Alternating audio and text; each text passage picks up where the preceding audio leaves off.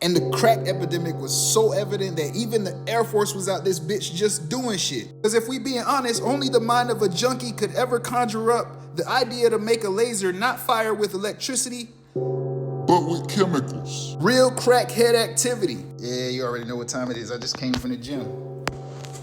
Now go ahead and rate that physique. Tonight, chest.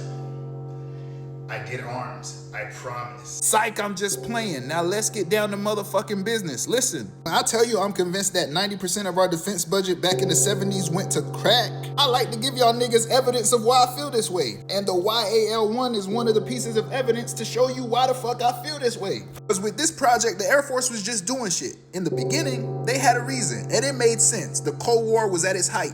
And ballistic missiles, that was a real crazy thing back in the day. So one can conclude that the Air Force was justified in this shit. But then somewhere along the way, these niggas then lost the plot. Cause did the program work? Yes, it was very successful. But for some reason, in 2011, these niggas decided, let's just scrap this bitch. Now again, just cause we could justify why they started this shit, doesn't mean it wasn't crackhead activity, because it very much was. It's important to understand that ballistic missiles have 3 phases. I'm gonna explain this as simply as I possibly can. Your first phase is the boost phase, and that's pretty self-explanatory. That's when the shit is fired. The second phase is called the mid-course phase. That's when this motherfucker leaves the atmosphere and starts coasting through that bitch. And then you got the terminal phase, and that's when this motherfucker re-enters the atmosphere and is headed to go blow some shit smooth the fuck off. But the Air Force said, if you wanna be greasy and launch ballistic missiles, you know what the fuck is gonna happen. Fuck it.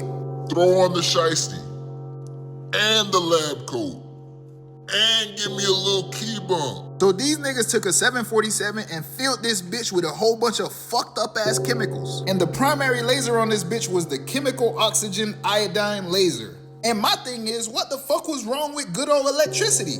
The fuck you mean you needed fucking chemicals to fire this bitch? Now remember, we talked about the 3 phases of a ballistic missile. This bitch's job was to fuck that shit up in the first phase. Cause if you could smack it out the sky in the boost phase, then all the bullshit that come along with it just gonna fall back to the launch site.